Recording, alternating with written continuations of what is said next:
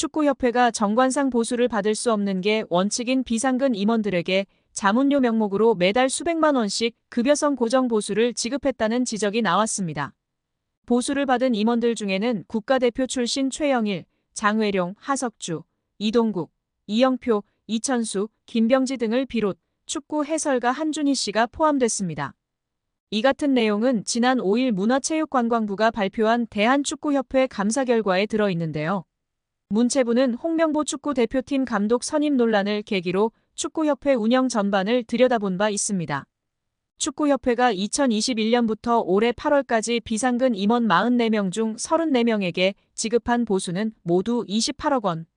축구협회는 정관과 임원 보수 규정에 의하면 별도 계약을 체결한 경우 비상근 임원이라도 보수를 지급할 수 있다고 주장했습니다.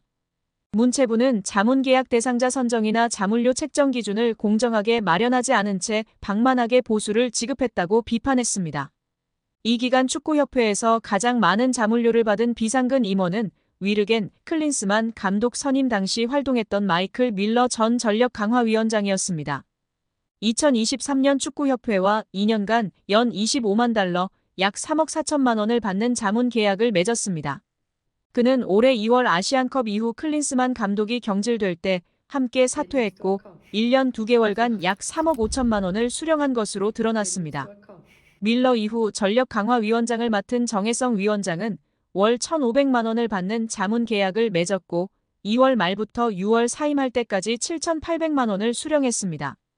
문체부는 두 전직 전력강화위원장이 받은 자문료가 축구협회 임원 보수 규정상 자문료 한도를 초과했다고 봤는데요. 규정에는 분과위원장 자문료 한도를 연 1억 원으로 정하고 있는데 이를 어겼다는 것입니다.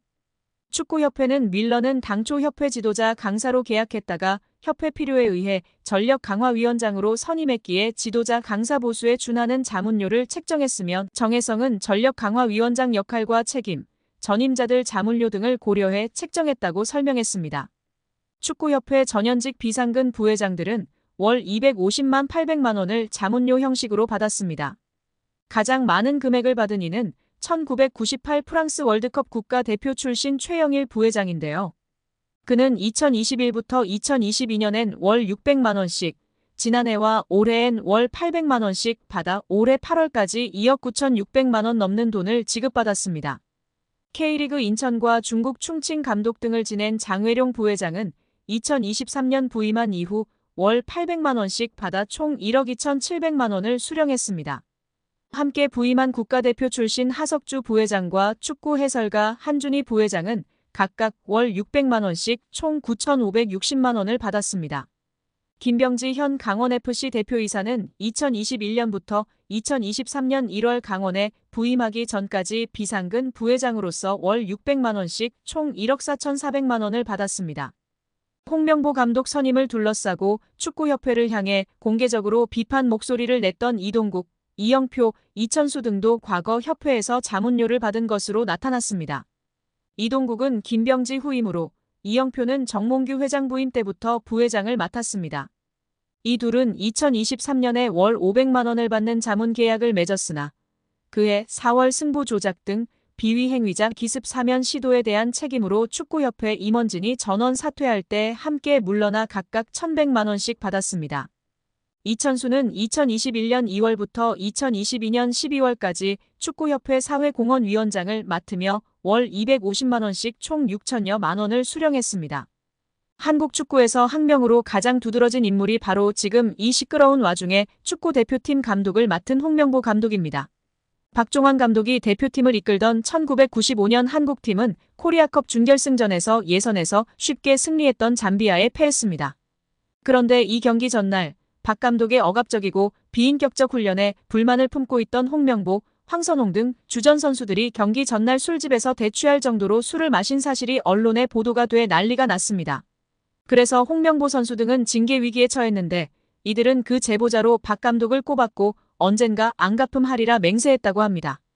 다음해 아시안컵 8강대 이란전에서 한국은 6대2로 참패하였습니다. 유례를 찾기 힘든 처참한 패배입니다.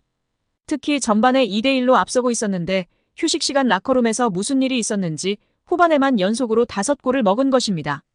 당사자들은 부인하지만 이 사건은 축구계뿐 아니라 축구팬들도 의혹을 거두지 않고 있습니다.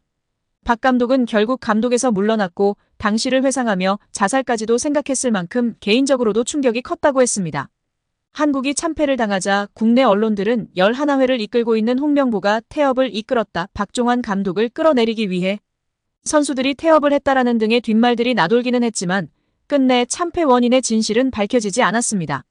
당시 한 언론은 홍명보 선수가 과학적이고 체계적으로 지도하는 감독을 원한다며 스파르타식 훈련을 고집하는 박종환 감독에게 노골적인 반기를 들었지만 누구보다도 체계적으로 지도했던 아나톨리 비쇼베츠 전 감독에게도 노골적인 불만을 터뜨렸다고 전했습니다. 조중현 당시 KBS 해설위원조차 홍명보가 선수로서의 본분을 망각한 것 같다. 옛날에는 감독의 그림자도 밟지 않았는데 어쩌다 이 지경이 됐는지 모르겠다고 개탄했다고 합니다. 하석주 전 전남 감독은 최근 언론 매체 오센과의 인터뷰에서 11회는 그냥 봉사단체다. 내가 회장을 맡고 있다.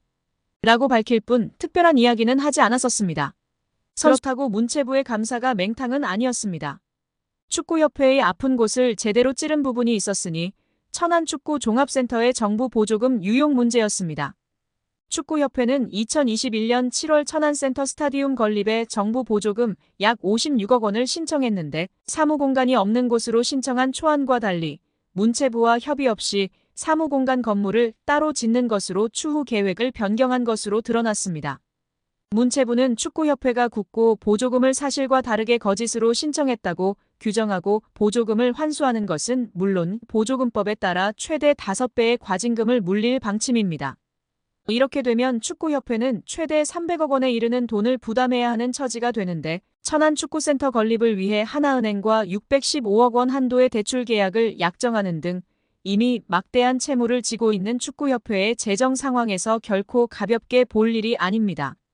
정 회장이 남은 임기는 물론 사선 연임에 성공하더라도 큰 재정적 부담을 안은 채 축구협회를 운영해야 하는 상황에 몰리게 됩니다. 문체부 고위 관계자는 아직 굳고 보조금 관련 어느 정도 과징금이 책정되는지 정확히 결정된 것은 없다. 원금 56억 원 전체를 환수할지 여부부터 심의해야 하는 상황이다라며 과징금의 정확한 규모에 대해서는 여지를 남겼다. 다만 정몽규 회장이 정부의 징계 조치에도 불구하고 사선 도전을 강행한다면 이른바 괘씸죄를 적용해 액수는 커질 수 있다는 전망도 나오고 있습니다.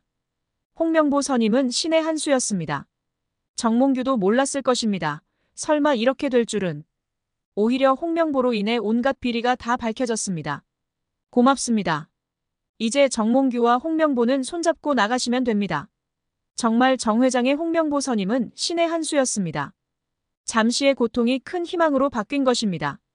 이 한 수로 인해 축구 팬들은 분노했고 축구협회의 그림자가 세상에 공개됐으며 이 분노는 문화체육관광위원회 현안질의 문화체육관광위원회 국정감사 문체부 감사까지 이어졌습니다. 이 과정을 통해 정 회장과 홍명보의 숱한 비리와 부정이 드러났으며 이제 두 사람 모두 물러나야 할 처지까지 왔습니다. 이런 대단한 일을 정 회장이 해낸 것입니다. 정 회장이 홍명보를 선임하지 않았다면 벌어지지 않았을 일입니다. 클린스만 감독권도 그냥 지나쳤을 것입니다. 모든 것이 그림자 속으로 숨어 오랜 시간 한국 축구를 썩게 만들었을 것입니다. 한국 축구의 미래는 없었을 것입니다. 정말 감사해야 할 일이 맞습니다.